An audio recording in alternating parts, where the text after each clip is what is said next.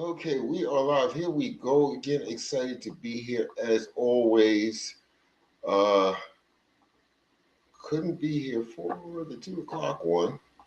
It was a good day though. Why did my camera just freeze? I don't know what's wrong these days. It just froze all of a sudden. But yeah, glad to be here. Definitely glad to be here. We've got a lot to talk about. Um, we've got a whole lot to talk about today. I'm going to wait for Knock Talks to get in here before I thank her. Uh, but yeah, we've got a lot to talk about today. When it comes down to radical acceptance, I kind of entitled this "When You're Ready." Thank you so much, Imam. Thank you for being here. Thank you for the likes. You know, radical acceptance is like the most important thing. Why is this doing this? And that's why I entitled this "When You're Ready," because a lot of people, I get it, a lot of people are not ready. A lot of people are not ready to. Hey, I have not seen you in a while. What's going on, bro? I hope that's all right. Yep, that is them. Okay. Okay. Looks like we're gonna have a good house tonight. Um, but yeah, oh, thank you guys for joining. I appreciate you guys. Legal Eagle, I've seen that name a lot. Diamonds and Pearls, thank you for joining. Thank you. Yeah, so when we look at um radical acceptance, it's dependent on you. It's really not dependent on anyone else. I would like to say that it's dependent on other people, but it's not. It's dependent on you. Um, and you know what? I drive a lot around my course. I'm not even gonna call it a course. I'm gonna literally call it a system. I drive a lot of awareness to that because it kind of, as I was creating it, I kind of felt as if I wish there was something like this here for me. A lot of this stuff that I built through this year was usually stuff that I wish I had, just to make things, a little bit easier, especially when I was deep in the trauma bond. I guess it gave me purpose. I mean, I'm not going to complain about the whole thing. But yeah, in a sense, it gave me purpose. But I would have rather, someone had taken the time. I get tired of the rage content. I do. I really do. I mean, I get it. We hate the narcissist, blah, blah, blah. So, so on and so on and so on. We hate the narcissist. Um, but there comes a point where you have to where you have to stop hating the narcissist and actually start feeding into yourself. That chaos magic, transmutation, whatever. You've got to alchemy. You've got to take that energy and focus it back on yourself. You have to remember, most of the time that you was in that relationship, you was focusing absolutely nothing on yourself. Absolutely nothing. You were jumping through hoops for a person that would never appreciate the fact that you were even walking. And I get it. That's a hard pill to swallow. I'm just doing stuff over here uh, on the other thing, the other stream. But yeah, I've always understood that. Let me just go through some of my notes. I think tonight I have a lot on my mind. Good things, really, really good things. About where this is going, the now movement.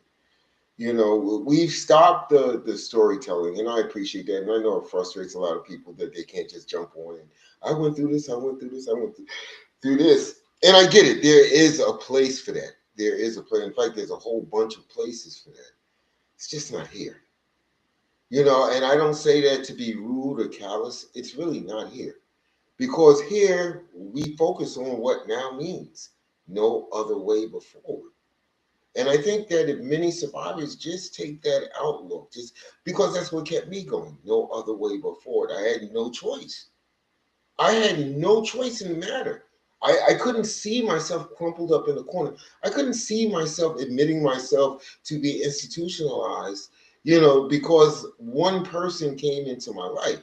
I think many of us are bigger than this. I know it hurt. I get it. It hurt. It sucked. It felt horrible. I get that. But many of us are bigger than that. We're larger than that. Even in the narcissist's eyes, we're superhuman. So why would you let this demon walk away with the win sign, and you're sitting up there saying like this, I lost? You didn't. It's part of the illusion. Part of the illusion that the narcissist impresses on us is that we are losing, when the reality, the base reality is we have been winning all the time. It's just like when we, I'm not trying to get spiritual or religious, but it's like, even in the Quran they say, and in the Bible they say, it's like when it comes to the devil and jinns, you make the final decision. The jinn just tricks you. The devil just lies to you.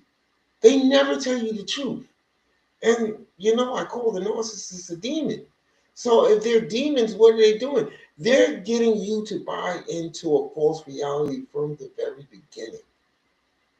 From the very there, and they're inviting you along on this magical carpet ride of nothing but lies and false reflections and mirroring and gaslighting.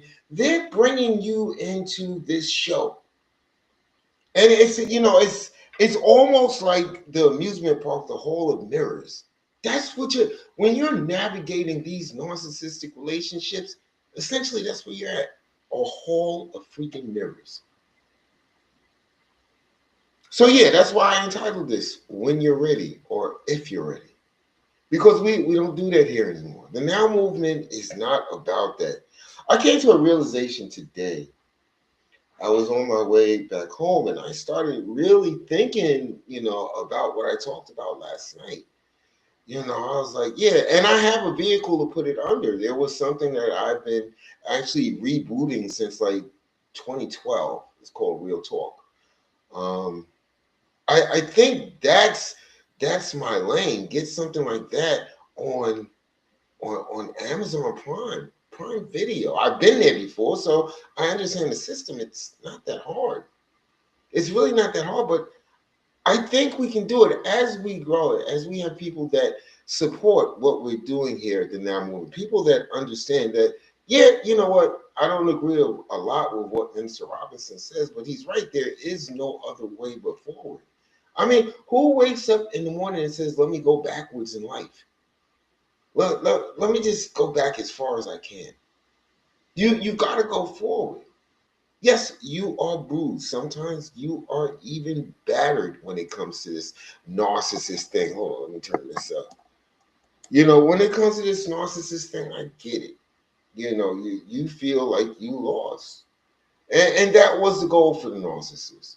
The confusion, the constant confusion, that was to erode at your sense of confidence. That was to erode at the person that you were before you met them. We talked heavily about this last night, how you could never get a win with a narcissist. You could never get support with a narcissist. That's built into them. That's built into them because if you're winning, that means that there's a sliver of light that is not shining on top of their head. If you're winning, that means that you are saying, hey, Knock Talks, where are you inviting me to? Oh, okay. But when we're talking about the narcissist, when we have something that we feel is going to help the relationship grow, we really say, okay, cool, cool. We're gonna grow together because this just happened to me, or I finally got this business launch, or look at me, I just got my degree. Look at me, I just got my degree. The sky's the limit for us, and you want to share it with that person, not knowing that that person didn't want to see that win. That person wasn't interested in you getting to the next level, even if it was going to help them, even if it was something that was going to make them better. That doesn't matter. What matters to them is you accomplish something. And you'll notice throughout that situationship that they went out of their way. I think Wante said it last night. They'll even sabotage you. They will sabotage your capability to have a win. They will try to talk you out of it. They will do anything within their power because they can't have you winning. And as far as I'm concerned, To me, that's not a relationship. That's not something that I want to be a part of. When I think relationship, when I go back, I look at the relationship that my grandparents had. You know, I used to be around them every freaking summer, and they were my emotional safety point because life at home is hell. So I look forward to those summers every summer. And I'm not going to say I was their favorite, but they had me up there every summer. Out of all the cousins that I had, it seemed like I was up there all the time. And I think it was because they understood what I was going through and they wanted to be there for me. And I remember their relationship. They were married for what, 60 years? And yeah, they had disagreements. They right in front of me sometimes they would try to tone it down, but they would have disagreements. And one thing that I noticed was I would go outside and try to play and stay out of it, but when I come back in, they would be sitting down talking about it. They would be trying to, hey, what's up, me, be me? They would be sitting down talking about it, trying to figure out how to put that behind them and proceed forward. You're not going to get that with a narcissist. And many of you know this already. I see so many familiar faces that come into these lives. Many of you understand this. But, and this is what changes everything. We don't want to believe that. We don't want to believe that the person that we sleep next to, the person that in the beginning seemed like our soulmate, seemed like the perfect person, seemed like almost God given to us. We don't want to think that this person literally thinks this way, even though we know. We've witnessed it.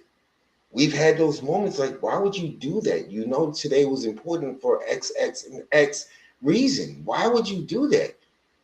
It feels like you're trying to sabotage them. Well, that feeling was trying to tell you that they are. That's what that feeling was trying to. See, the narcissist wants you to constantly pour into them. Okay? You should actually stop your dreams. Stop feeding into the things that you used to feed into your goals, your dreams, your aspirations. They don't want you to do that.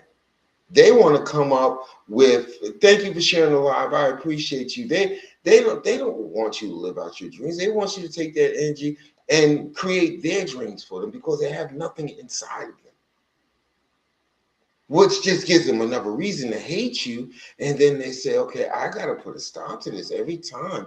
That's the type of person I wake up in the morning. I'm like, what am I going to do? Sometimes the night before, I'm writing out a list because I had a great idea. Let me see how I can move this into action. How can I make this a reality? I write down, okay, I got to do this. Probably have to sit up there, do about an hour, maybe 2 hours of research every day until I understand it. In a sense, that's how the Now Movement was built. That is how my journey into understanding narcissistic abuse actually started. It started with No More Change, how to spot, stop, and survive narcissistic abuse. Again, something that I wish was readily available for me, but I created it. I created that. And that's something that as I was on my way out that I realized, well, every time I create something, they can't take this away from me. This is mine. I did this. They can't steal that from me. Hey, Susie, they can't steal that from me. How? How can they take that away from me? And that frustrates the narcissist. That makes them, as the kids would say, salty at you. Because they soon come to realize they can't take away your greatness. As an empath, you are great, whether you realize it or not. You're awesome. You are freaking awesome. Again, another reason why they hate you. We probably run into narcissists most of our life, those people that just hate us for no reason. It's like you're growing up, it's like, I've done nothing to you. Why do you hate me? We have family members that live distant. We see them once in a while and they're screwing up their face and rolling their eyes at you at the family cookout. And you're like, I hardly know you. Why are you upset at you? People see your light. People see your light even when you don't see it, and 9 times out of 10, you are dimming it on your own. How many times have you dimmed your light to make someone else feel comfortable? You've been doing that a lot in your life, especially with the narcissist, because that's what it became with the narcissist. In order for you to have peace, in order for chaos not to rear its ugly head, what did you have to do? You had to dim your light because you knew that upset them. You knew that upset them. After a while, you patterned yourself so you never told them good news. Why? Hey, thank you for joining, Kimmy. Thank you for sticking around. You know, you don't want to share good news. There comes that point where you don't want to share good news. There comes that point where you don't want to talk about your accomplishments, which is kind of ass backwards for a relationship. Who else should you be talking to when you accomplish something? Your partner. The person at the very bare minimum that you share a bed with. The person at the bare minimum that you constantly break bread with.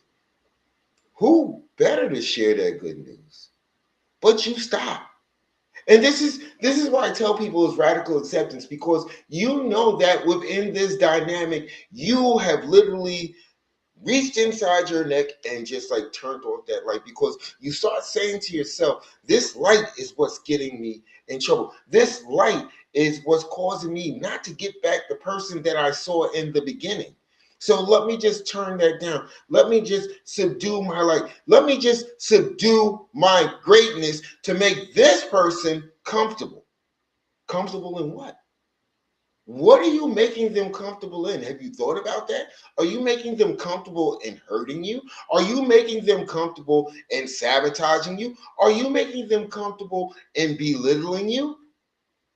So why are you doing it? When there's another option. There was always another option, but you just refused to see it. You did. You didn't want to see that option, because by accepting that option, what you're saying is, I'll never get back the person that I met in the beginning. I'll never get that person back. And that scares people, because that illusion, that show, that puppet show, what they did was done on purpose. This is why I have nicknamed it phase one. Because if you don't complete phase one, there's no phase two, and there's definitely not a phase three. So they, through the years, through the decades, through their little rabbit little life, what they've been doing is, I've got to perfect phase one. Because if I can perfect phase one, I can string this person along. This is not my thoughts. This is really not my opinion. This is facts. This is due to research. This is the greats of mental health coming down and saying, well, this is the pattern that they're always going to follow. I would love to say that it's not. In fact, many of you are thinking that it's not true. It can't be true. I felt that way for a hot minute. I was going to find a cure. I was going to fix my narcissist. Isn't like your narcissist. I can fix her. No, I couldn't. And until I came to that point where I finally realized, well, you know what? Through this whole relationship, I've been feeling like crap. I have been feeling unloved. I have been feeling unwanted. I have been feeling as if anything in me is now gone. I felt that. When you wake up in the middle of the night, look over at this person and say, do I deserve better? Well, that's your first hint.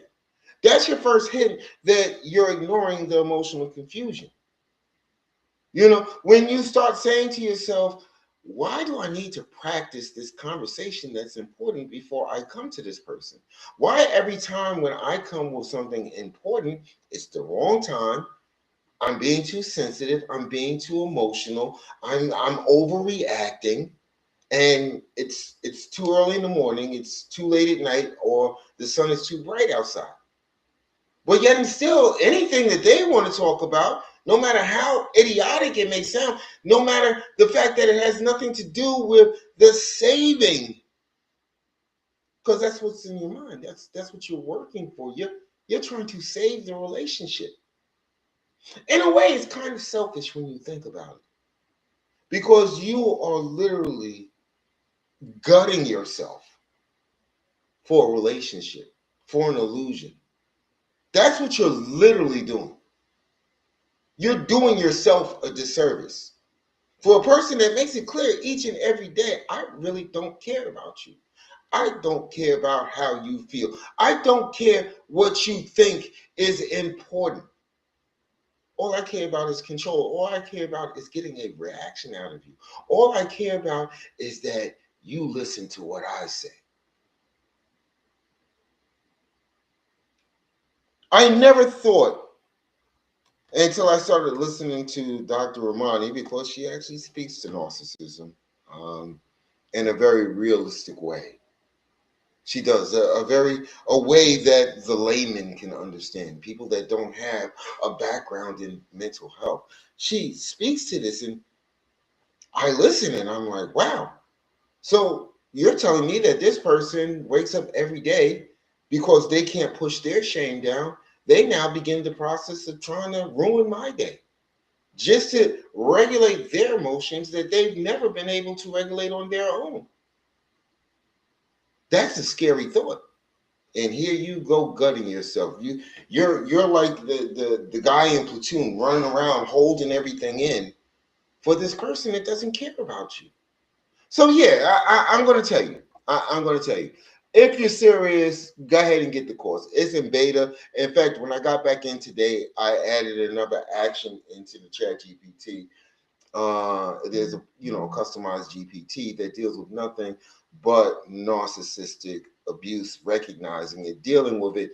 Most importantly, radical acceptance, because that's the missing ingredient. If you're still suffering through this, thank you for the follow, Kimmy. I appreciate you. If you're still suffering from this or through this, you tell me what's holding you back. You want to leave. You get to the point where every day in the back of your mind, it's like, hey, boss, how are we going to get the hell out of here? Hey, Missy, how the hell are we going to get out of here? It's looking a little impossible right now.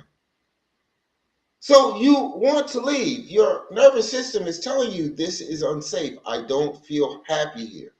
Okay. Then, and we went over this all last week, you're walking around like a junkie because you're addicted to this person. This person, again, you're not dealing with a newbie. They've been doing this since a very young age, learning what works, how to manipulate people, how to get what they want, and in interpersonal relationships, how to keep a person strung out on them. It's crazy because it's like, and I say this, I'm like, go get a job for the CIA. Go work for a agency that, brainwashing people and hurting people and getting people to, I guess, betray themselves. That would be a better job choice for you. Instead of going around here hurting empaths, hurting people that did nothing but literally care about you. There's nothing wrong that a lot of people say, oh, he's saying care about them, but he just said that they're fake. Yeah, they were. But what you felt was real. That's part of the cycle to leave you confused.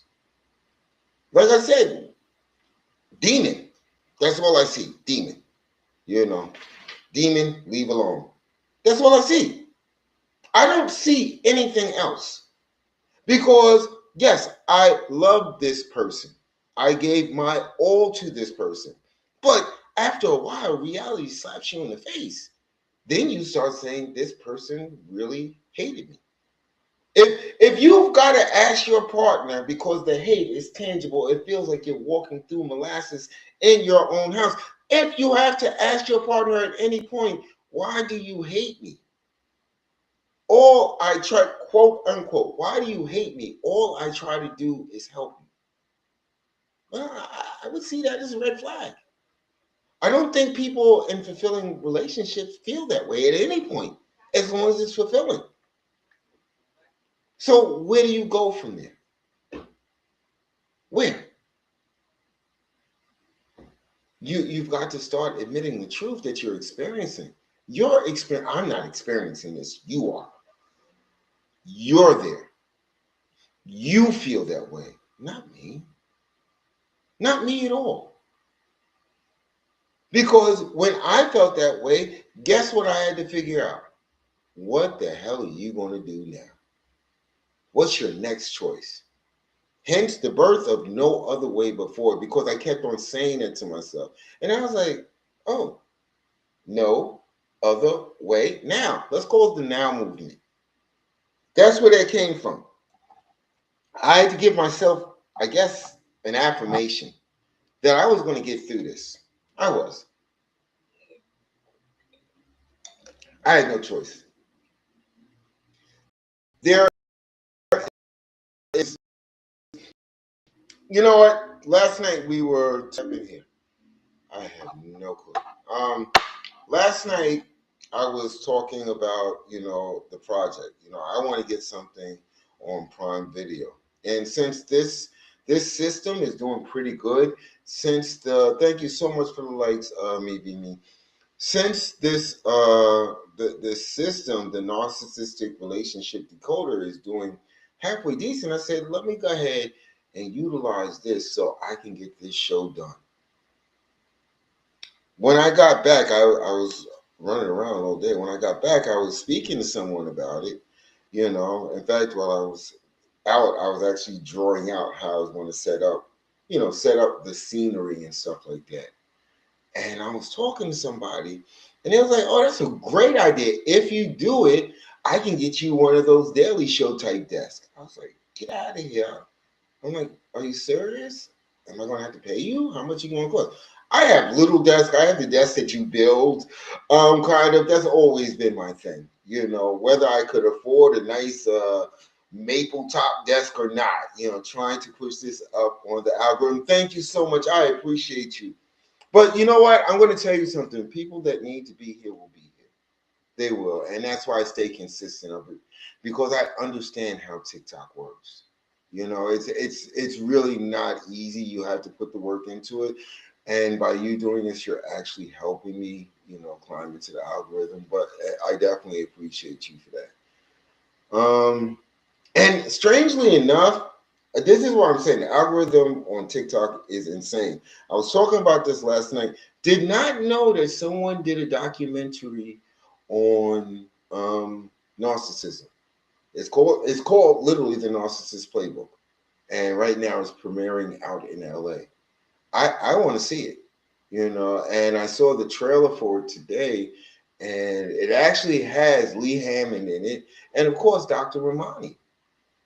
And some of the cut scenes, I'm like, wow, this is what we talk about 2 o'clock and 8 o'clock. That, oh, May 30th. Well, I saw the trailer and they had somebody out there. So this might be not the premiere, but maybe they're showing it around, because they was actually interviewing somebody out on the street about it.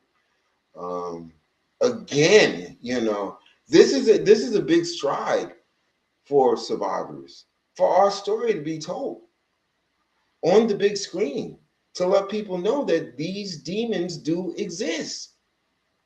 And I get it. We know, the movie, basically, if we have survived this, we know what the movie is going to be about.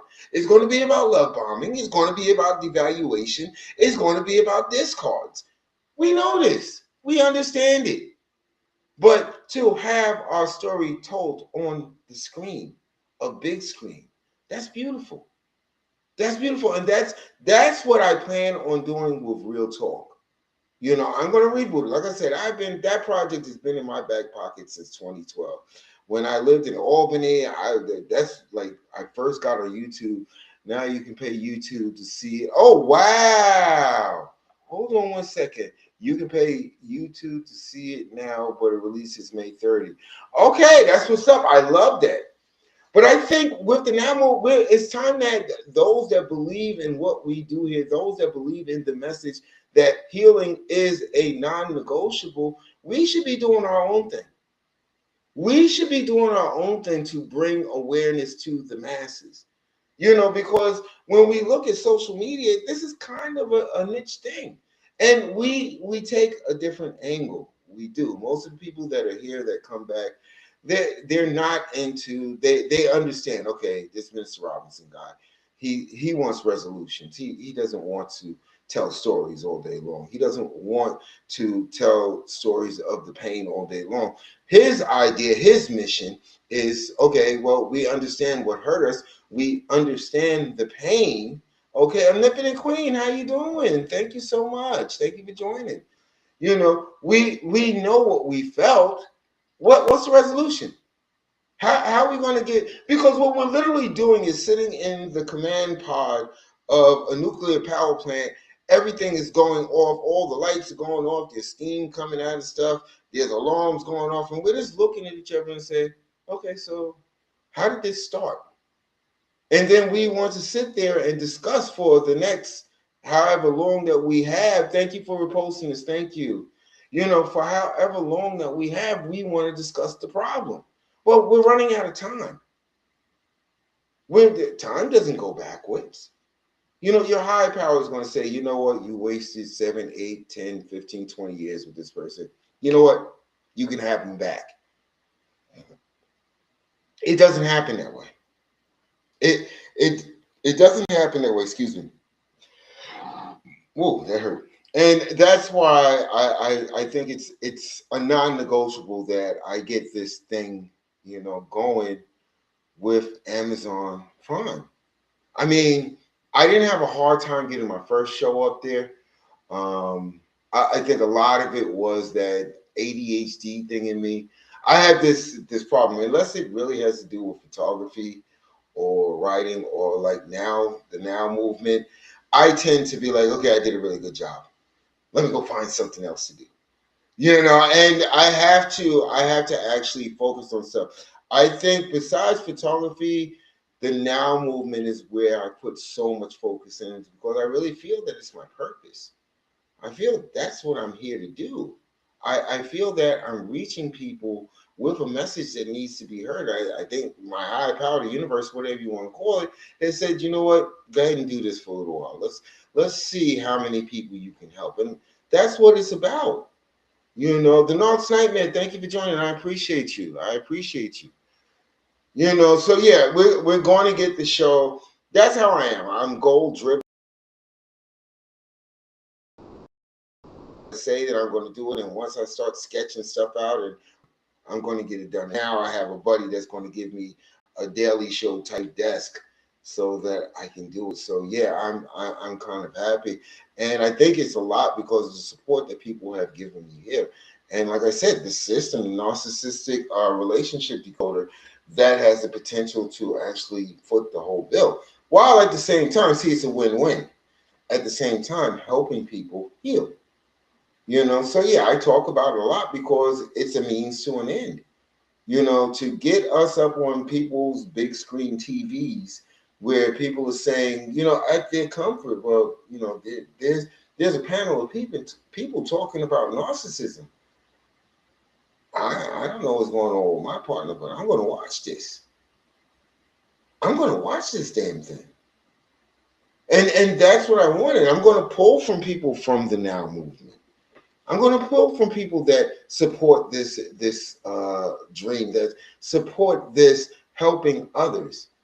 That's, at the end of the day, that's all that I want around me. People that are focused on the same goal, helping other people heal, helping other people get through this, because knowing what it took for me to get through this, knowing what it took for you to get through this, knowing what it takes people every day to get through this, I can't. Every soldier's got to come home, and as empaths, you're soldiers.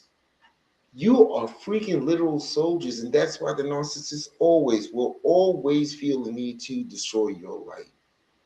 Your light scares them. It does. It does, and we can go on and on about the new supply and the monkey branching and the flying monkeys and all that stuff, but none of that matters. Do you see how much work that they need to put into bringing you down? Think about that for a second. You're just trying to go on with your life. This is why they're not normal people. They're putting in overtime. They're doing the Fred Flintstone and punching in the clock because they've got to destroy you. That has become their mission. Even with the new supply, they still got to find some way to frick with your nerves. That's how powerful you are. And that's what I'm here to tell you.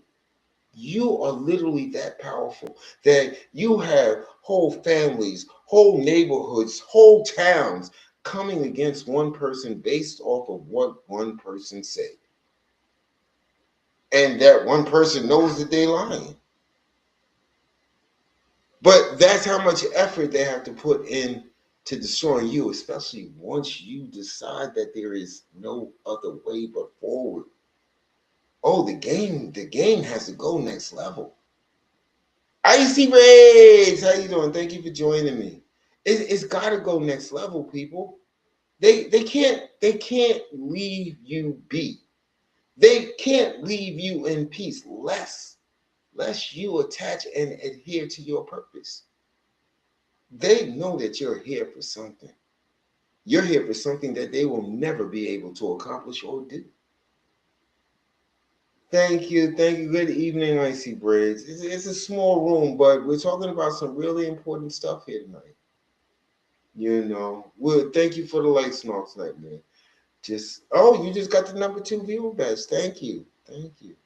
But yeah, you've got, I think that people have to be reminded while they're in this emotional confusion that you know why they're doing this. Because they can't be you. That's why. And I'm not talking about gender. The magic that lies within you. The magic that's right around here. The magic that allowed you to love them through all of their BS. That's what scares them. That's what frightens them. Yeah, in their mind, because they have a dysfunction, they have a disorder. They're saying, "Oh, you're stupid. You know what I'm doing to you. Why do you still love me?" Blase, blase, boom. But really, it's because they can't do it. They could never switch roles with you. You will always the reason why they spent so much time devaluing you is because, and listen to this closely, because they knew that they could never have the confidence that you had. You're talking about the most insecure creature on this planet. The most spineless creature. That's why they had to chip away at your confidence. Because once again, your light shines so freaking bright. It blinded them. It blinded them. There was somebody that came in this live and said, I think it was last week or the week before last, and said, but they're people, they can change. Two mistakes right off the top. They're not people and they can't change. That's radical acceptance. When did you realize that the person that you woke up to every day, that you said good morning, that you knocked on the door to use the bathroom so that you can brush your teeth and hurry up and get out and go get a cup of coffee and yell out, "I put the coffee on"? When did you realize that this person wasn't a person that you thought they were? And how did that feel? That you've been living with, I guess, a poltergeist. I go with demon. That works for me. How did that make you feel? But yet and still, we go down this merry road, this merry path of either we can fix them, they're stressed. I can help them heal from the trauma that they experienced when they were younger. I get them. Or they don't know how much I really love them. How many times have you played those conversations in your head and kept on trying and kept on pouring out more and more love, not even noticing that you didn't have love for yourself? You had nothing to give yourself.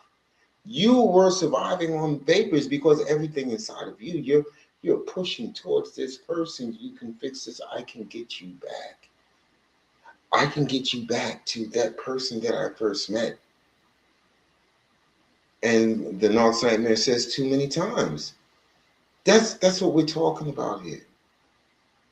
Because there comes a point where the vapors run out. You know, you can do a Kramer all you want. You know, get on the highway and it says the next rest stop with gas and fuel is 22 miles away, and you're looking down, and that thing is right at the E, and you're saying, "I can make it, I can make it," and then it's a newer car, 22 miles, and the needle hasn't moved to that E.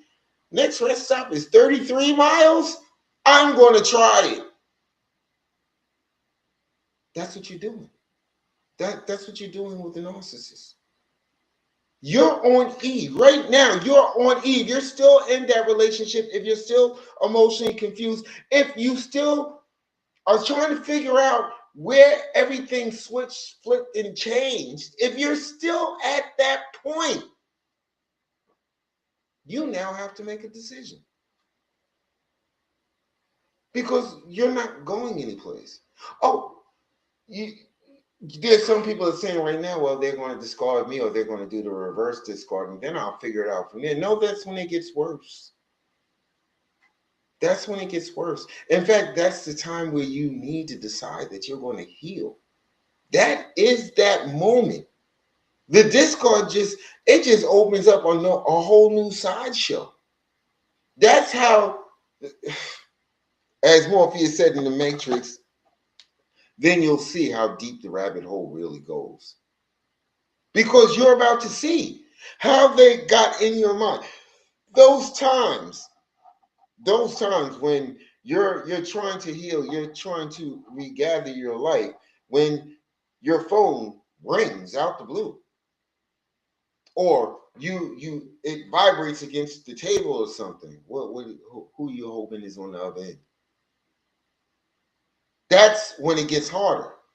This is when they play the games. This is when they call you by mistake and say, "Oh, that was a butt dial.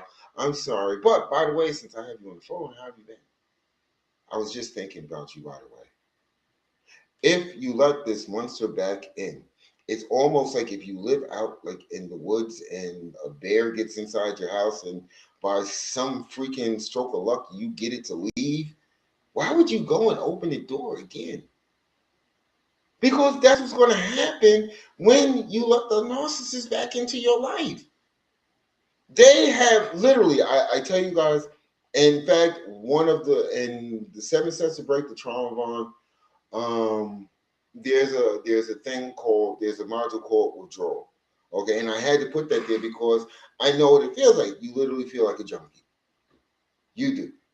Okay, you have all the signs of a junkie because this person has had you on so many dopamine cortisols up and downs throughout that relationship that your body has become dependent on it. There are certain substances on this planet that actually meld and mend with the person that you are. So getting rid of it, stopping doing it's painful. It's the same thing with narcissists. It becomes painful. I've been on Zooms with people crying. Well, grieve them. That's fine. There's nothing wrong with that. I think Narcissistic says, hold a mock funeral in your head. The support is so influential in my recommend. Thank you, thank you. I just try to be of assistance. Thank you, Icy Braids.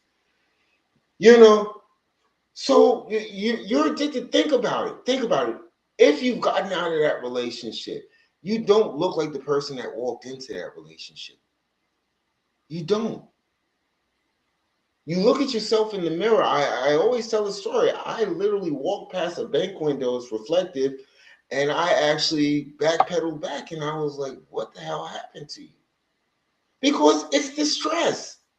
It's the constant stress. It's the constant walking on the eggshells. It's the constant, you can't have a rational conversation with this person. You can't.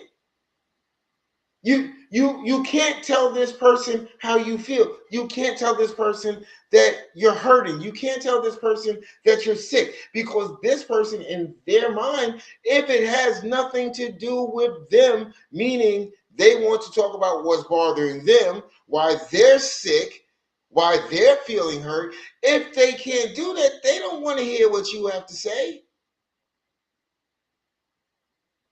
And your nervous system has been telling you this the whole time. Again, let's look at a fulfilling relationship. At what point in a fulfilling relationship can you not? Who else should you bring that stuff to? Icy Bread says true. Who else? Who else? This is the person you've been with for years, decades, whatever. You would think that this would be the person that I should be able to talk to, that I should be able to share how I feel. But you notice after phase one, they don't seem to care. They're making it clear to you every day. After the love bombing stage, when devaluation, the slight darts, the slight jabs, the sometimes obvious, I'm not going to support what you're doing. When that hits, come on. And North Saint says, yep, they used to get mad for bringing up my emotions. Yes, because your emotions has nothing to do with them unless they're triggering them. You feeling hurt in a relationship means nothing to the narcissist. Never think it does. Okay. Again, we have to, and I tell this to people because it made it easier for me. Stop thinking of this as a regular functional human being. And you know what? Take out the trauma part too. I get it. Some people feel sorry for that. Well, they were traumatized as children, but they made a choice. They made a choice and they sealed their fate. Thank you. Thank you, Texas Centrist. Thank you so much. You know, they made a choice. Just like empaths make a choice. Every empath has went through some trauma as a child. And they kind of push their trauma down. They don't want to deal with it. This is thank you so much for the roses. Thank you. I appreciate you. Thank you, Texas Centrist. You know, if you feel you're an empath, you have gone through trauma. And you don't have to share it here, but I know that you have. Because I'm an empath.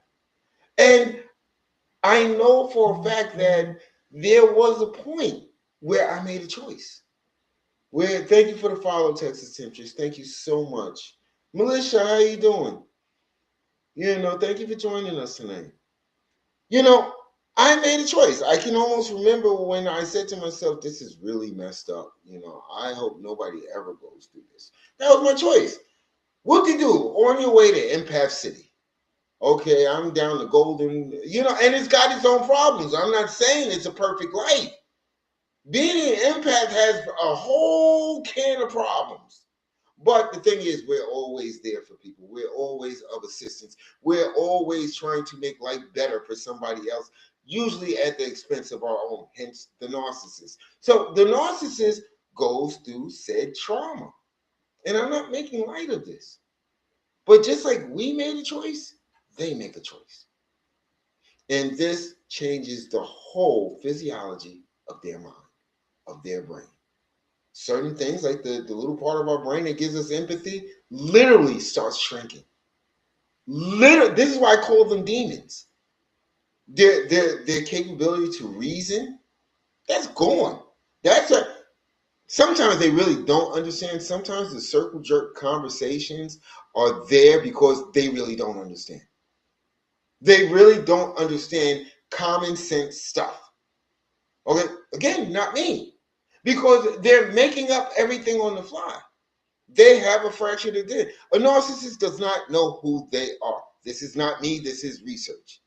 They are a hodgepodge of all the people that they have met along the way. I get it, we pick up traits and things from people along the way. But at the core, you're still there. At the core, your values are still yours. The way that you, I'm going to say, attack life is yours. The narcissist doesn't have that. They don't. They can't. Because once they make that choice, the one thing that drives everything on the human level on this reality, choice. Once they make their choice, everything changes for them. Everything changes. And like I said, they have looked at narcissists, done those brain scans, and said, oh, well, that's the reason why they don't have empathy. But why do they shrink? Oh, their capability to manipulate people, that's done by this part of the brain. Why is it so large? Wow. Because of their choice. And someone says, Melissa was successful in having my extended essay fighting for it. Right? Congratulations, Melissa. Any win is a win. No other way but forward, baby. No other way but forward. You know, so again, it comes down to radical acceptance. And I want to tell you something. Once you decide, it's almost like they say the universe will or God will conspire to give you exactly what you need. It will give you, I am a firm believer in that. The universe will come together to make it happen for you. If you're not hurting somebody else and you're doing something good as an empath, remember, you're one of the chosen. You are literally one of the chosen. Narcissists don't go around fixing the world. Regular people that just worried about the rat race and 9 to 5 and living in suburbia, they're not going to change the world. But the empaths, our very existence, Again, I go back to the front of the ranch. The narcissist hates you for what? Your light. They see it. This is why they seek out empaths. This is why I tell people, stop worrying about the new supply. The new supply may just be transitional supply. Akin to walking to 7-Eleven because Dunkin' Donuts, the line was too long, so you're just going to go into 7-Eleven, and get coffee. It's going to suck. Nothing against people that actually like 7-Eleven coffee, but it's going to suck. But you decide, okay, I'm just going to take this because it's going to give me the caffeine jolt and I can get my butt to work. That's what transitional supply is. They're just there for the time being until they can find the impact. Never be fooled. A narcissist has learned at an early age that people that are empathetic or empaths will keep on trying. They will keep on trying to fix the problem. They will keep on trying to fix the narcissist. This was a game from the beginning. This is something they practice all of their life. The love bombing, the mirroring. Narcs start growing from the age of when the childhood trauma happened. Yes. Yes. Thank you for bringing that up, the Narcs Nightmare. You are so right. That choice. That choice. That is the thing that changes everything. People don't know how powerful their choices are. But this should be a warning to many people that this is literally how narcissists are formed. They're not born that way. They're not. It's like there's a little switch in their head when they make that choice. It's like, boop, lights on, let's go. Hey, listen, under your bed, I left a book. It's going to tell you about phase 1, love bombing. It's going to tell you, you know what? It's going to give you the whole script. It's going to give you everything that you need to get through this life. And at the end of this life, I'm just going to tell you, you're not going to win. You're not going to win. It's literally like a deal with the devil because the empath being the chosen. Think about that for a second. Look at your life as an empath. Look at all the things you have done. Look at all the people that you have touched. Literally. Look at all the people that you have inspired to do something great with their life. Think about that. That was you. And you probably paid it no mind. You paid it no attention. The narcissist saw those traits in you. They saw that I remember I told mine, I was like, and I thought this was a truism. I can always help people reach their goals and their dreams, but I have a hard time reaching my own. I think I gave it away right there. I'm an empath because that's how I feel. I can always help people out. So people have come I've made some of my lifelong friends that way just by overhearing, air hustling a problem. I have a friend that I've been a friend with for what, 20 years. Lived in my building, never really spoke to each other. He was in the elevator. I'm sitting up there air hustling. And he's talking about he wants to start a music studio. And I was like, oh, wow, that's awesome. And so we started kicking it back and forth. And he was like, he's like, come down, let's talk. And I came down, we're talking. And it's like, it didn't take me that long, but I felt good doing it. I felt, because that as an empath is what I want to do. I want to help people. Many of you feel that way. That's not by accident. That is part of the design. That is literally part of the design. That's why you're here.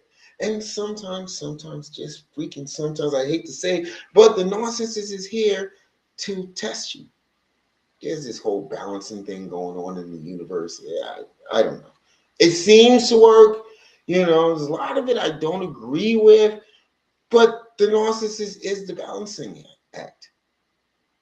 We have to figure out, the narcissist will literally show us what needs to be patched up, what needs to be fixed, what we need to do to actually live within our light. Booker says, in your lifetime, you'll never deeply close to 3 to 4 people, most likely. Yeah. So, with that, being said, when you think about it, at the end of the day, it was your light that trapped you in this. That's what trapped you. It was your light. You didn't do anything wrong. But the narcissist being the flip side of the coin, literally, because we're both forged from the same fire, trauma, literally being the flip side of the coin, they seem to be attracted to us. They seem to want to break us, because the narcissist, most mental health professionals will say they're dark and empty inside. Empaths are the complete opposite. We're full of freaking life, and we're very bright. So you would think the universe and this crazy balancing act would actually pit us against each other. But once you heal, again, this is what I'm saying, working on the weak points, working on the things, as Carl Jung would say, confronting your shadow, confronting your mask. And I'll get into that, but we have a mask too. It's different than a narcissist mask, but we have a mask. The mask of apologizing for ish that ain't our fault. Narcissists love that.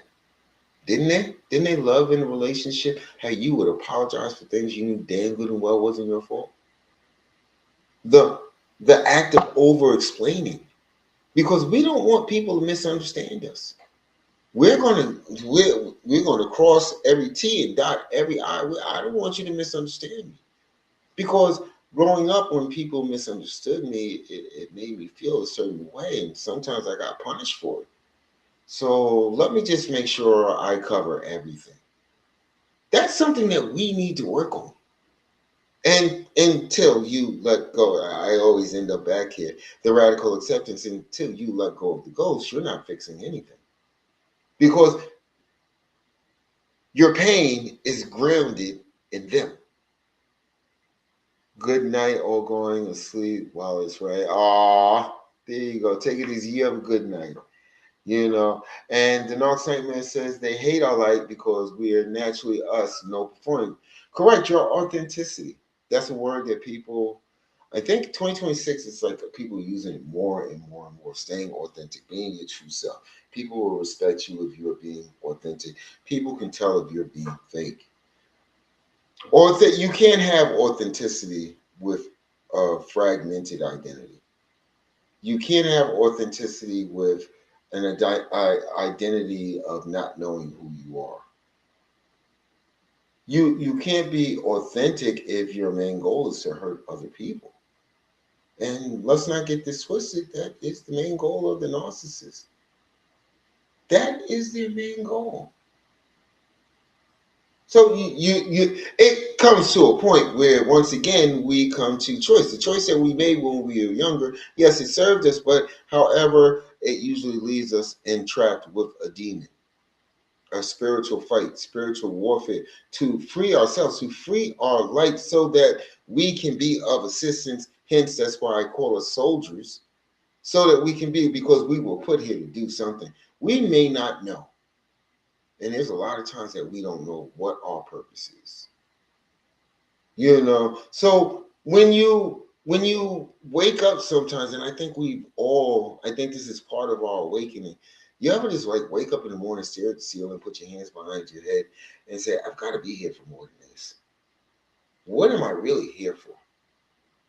They didn't just drop me off here for no reason. I wasn't born.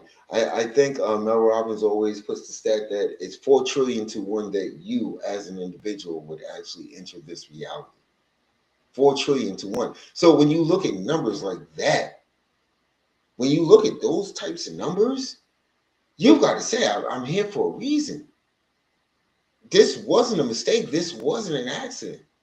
I'm here for something. And it takes some of us to find our purpose. Sometimes we think it's some great big thing, but it could be just inspiring somebody. I tell people, look at all the people that wrote books that make people think. You ever read a book that makes you slow down and just think for a second? That was their purpose. When you think about it, it doesn't have to be this grand thing. It doesn't have to be Joan of Arc level. It really doesn't. Sometimes it's the simplest things ever.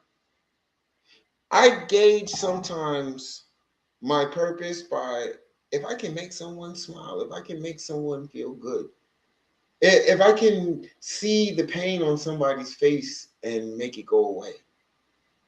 Sometimes, and as an empath, isn't that the best feeling in the world? Somebody comes to you with something that's holding them down, holding them back, and for some strange reason, you don't even know where it comes. And sometimes you don't even take your own advice, and you give them just what they needed to hear at just the right time. That's your gift. The narcissist doesn't have that. The narcissist will never have that. That's your gift. And they are working overtime to destroy it. They don't want you to make the world a better place. They need empaths out there broken. They say that literally 6% of the population of this world that we live on, 6% of the population are narcissists. That seems like such a small number. In comparison,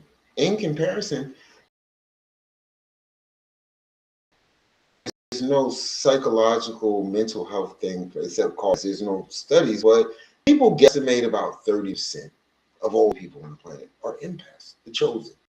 Those who are here to be of assistance. Okay? So you're saying, well, why is the narcissist winning? How the hell are they winning? There's 30% of us. We should be able to just get rid of them. Done deal. Ship them off to an island. Let them screw up each other's life. Well, in a sense, we don't practice empathy. We just, again, it's authentic inside of us. The narcissist practices what they do. It could be manipulating the shopkeep, getting in 3rd grade, getting someone in trouble, fooling a teacher to believe them, and high school, getting their way by you name a thing. They've been practicing this all their life. They've gotten quite good at it. Does anybody tell empaths to practice how to protect ourselves? They don't. Nobody says, okay, you're an empath, you're young, you need to get started now, you need to go to empath school, you need to go to this school, you got to practice this, you got to understand this, because there's a narcissist out there that's going to try to destroy you. Nobody tells us this. In fact, there's so many people on this planet that think that narcissism is just a catchphrase. It's just the cover-all blanket for toxic people. But those of us that have experiences knows for a fact that these demons exist. These demons walk amongst us. They walk amongst us. When we worried about, as little kids, the monster under the bed, now we have the monster sleeping under the covers next to us. This is real. And many of us are not prepared for it because we get locked in what this live is about, what this live is going to be about all freaking long. Accepting the fact that this person is not the person that you think that they are. Nothing moves. Nothing will ever move until you take that moment. And the non-assignment says, I've been surrounded by them my whole life. Well, until you heal the nightmare, not saying that you haven't, but we soon find out that the only gift that we get from this whole issue of being with a narcissist, and it's dependent on you healing, you get the spidey sense. Now you know what to watch out for. Now you will never doubt your emotions again. Now you will never find yourself trapped again. It's like we get the test and then we get the lesson, as they say. We have to get through this, but we become more resilient. We become so much stronger. We can be now more of assistance. Once my head cleared, once I wrapped my head around the fact that this person is a demon, they can never change, I cannot change them, I need to let go of the ghost. I've gotten so much done. I feel so much better, and not just the now movement. I feel better about the person that I am. The whole time in that relationship, I didn't feel good about myself. I'm asking myself, why the hell are you here? On the way out, I'm saying to myself, why the hell did you stick around so long? But I had to figure out, I had to listen to myself. That gut instinct, that discernment, that feeling, that thing that makes the hairs go up your spine. It was there numerous times, and you know that it was. You just refused to listen. And why? Back to the front of the wrench. The most selfish reason in the world. You hope that the person that you met in the beginning was just around the corner. They're coming back. All I need to do is hold out just a little bit longer. Let them breadcrumb me just a little bit more to give me hope. Hope springs eternal in impasse. We feel that we can fix everybody. I was going to help him heal. Me be me, 62. I was going to help him heal. I felt the same way. I told you, I was running 3 different AI models, trying to find a cure, trying to find some study, trying to find some research, trying to find some magic pill. And then I had to give up. I had to accept the fact, the reality. Well, you've gone through all these years feeling this way. Why would you think they would change? Why would you think that they would change? When they're using everything that you told them in confidence against you. This is when you've seen through the mask, you're just not accepting that you see a monster. You're literally living the vampire thing. You just walk past, Dracula's feeding, and you looks up at you and no, I didn't see a vampire. Nope, sir, go back to what you're doing. You are not a vampire. But you know that it is. You know that it is. And you think by denying the fact that's going to keep you safe. Nah, the vampire is going to leap on your neck too. It doesn't care that you decided to put it out of your head. Again, this is when we look at the narcissist, it's the same thing. No matter how much you want to make something go away, and I've done this. We've done this as empaths early in our life. We want things to stop. We want things to go away. We just want to feel good. We just want to be happy. We want to love and be loved. That thing that all empaths want to do. That's all we want to do. So, yeah, what we do is we met this person that we actually literally met ourselves. We met this person and we thought that this is it. I found the one. You found yourself. There was nothing. By the end, you know there's no substance in them. Nothing that is redeemable in the world. You know, it's like having a soda can in a state that doesn't take aluminum returns. you know. And somebody said, "Thank God, me, thank God I never moved in with him." You did a good thing. You did a good thing.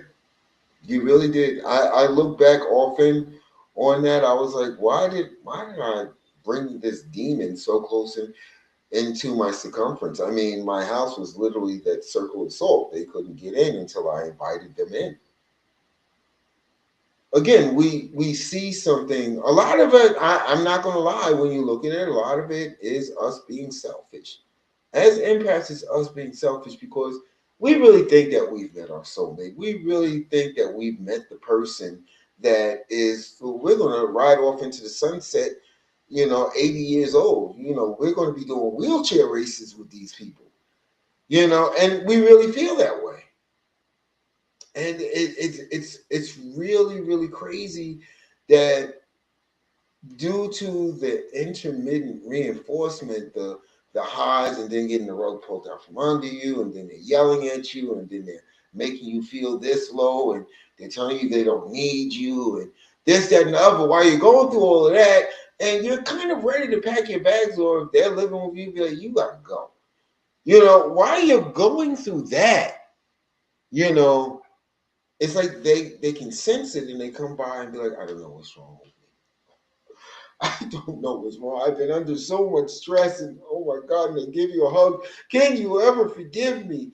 And that's not an apology, because that will be followed up with but, or however, or besides that, I have to say.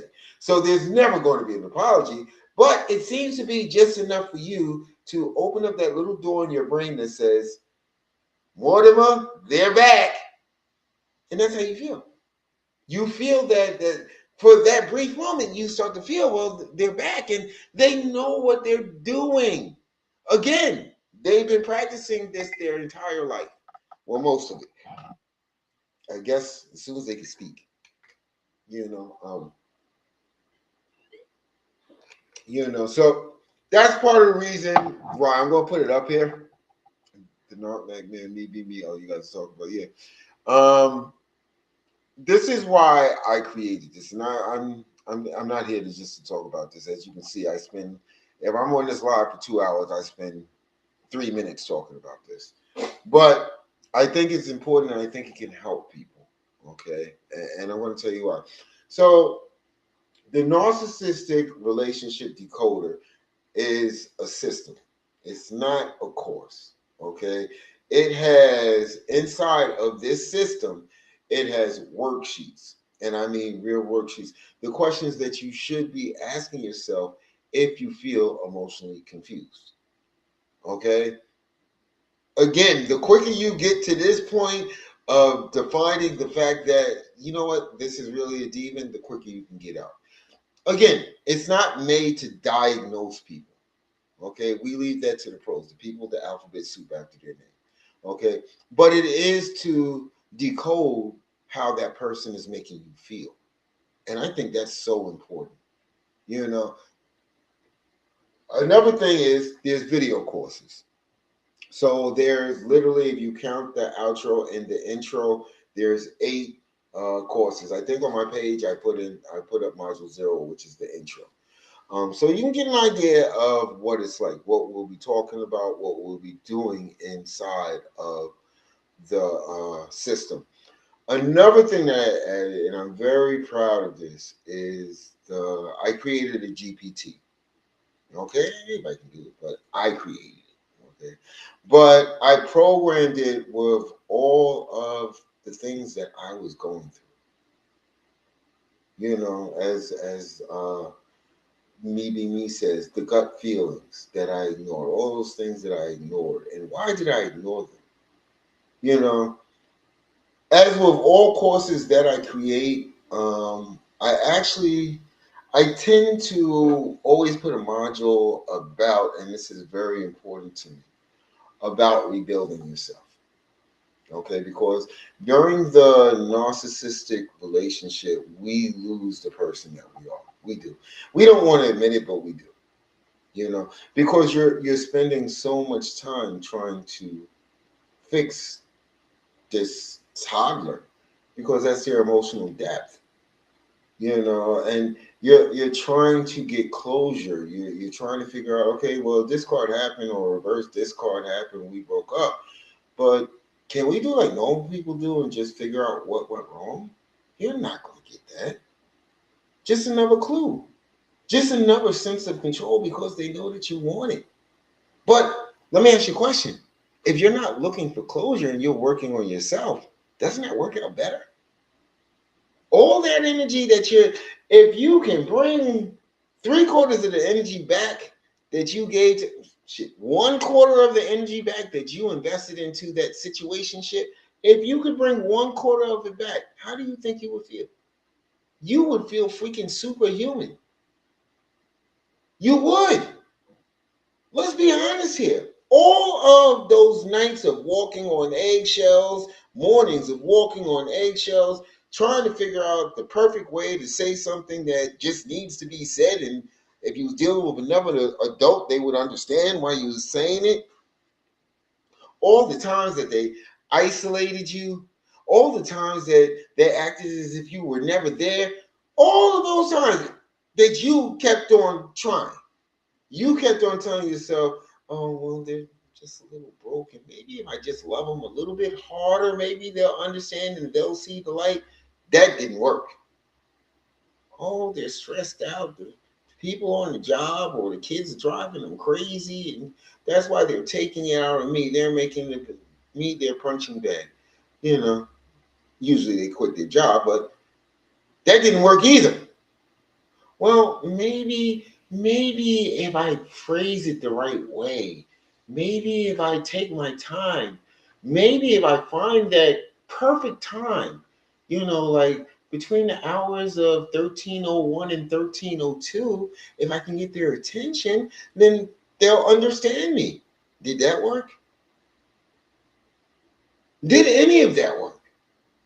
That was just energy wasted on a person that had no intents of ever making you think that they understood, of ever making you think that your love made a difference. All they care about is the highs and the lows. In fact, I don't even know you. I can tell you that's what your relationship was based on: extreme highs and extreme lows. You just couldn't figure it out. You couldn't put your finger on it. And every time you tried to bring it to their attention, they told you it was too sensitive. All right, right? That's why you need to let go of the ghost.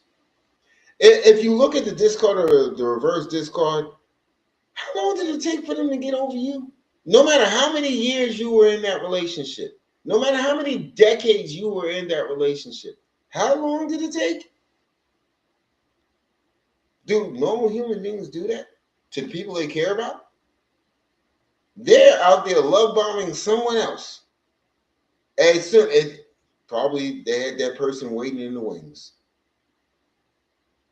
Come on. When are you going to start looking at the law of self-preservation for your survival? Because the narcissist, given a chance, they will end you. They will end you. They have no qualms with it.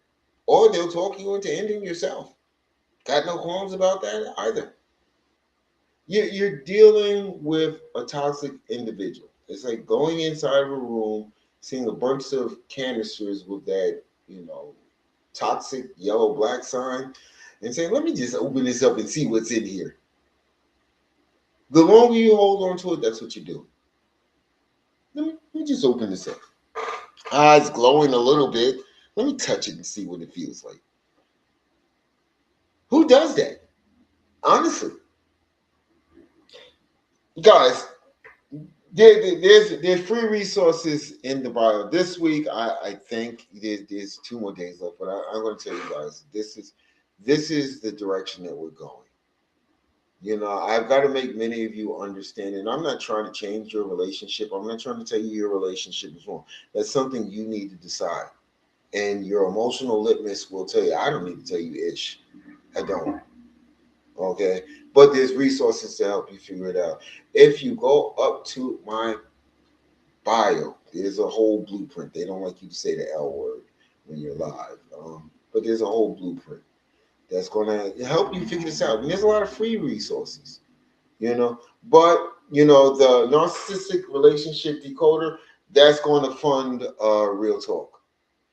You know, we're getting that on Amazon Prime. If Cats is out there making documentaries, we can make a panel thing that shows on Amazon Prime. So I'm going to say every purchase of the narcissistic relationship decoder, I'm just going to earmark that, you know, for Real Talk. You know, and it's crazy because I seem to, like I said, it's a project that I started in Albany in 2012, and it seems like it keeps on growing, it keeps on morphing into something new. And I think this right here, this is where it's going to morph into something that's going to be so valuable, such a non-negotiable for people that are healing, because they can watch it on Amazon Prime when they want at their convenience, you know. So yeah, I think I'm gonna go make a GoFundMe or whatever they call those things. You know, I'm gonna get this done. But right now, I'm gonna fund it through what I've created, um, and that's there, that's ready, and some of that stuff is free. You know, my thing is not so much to show, is making sure that my fellow empaths get through this. You know, that's what I'm trying to make sure. And with that being said, I want to thank you guys for joining me on both platforms. I want to thank you. Well, three platforms. And I want you guys to go out there. I want you guys to stay powerful. I want you guys to keep healing. And the reason why I do what I do is because literally, love you guys. Have a great night, everyone. I appreciate you.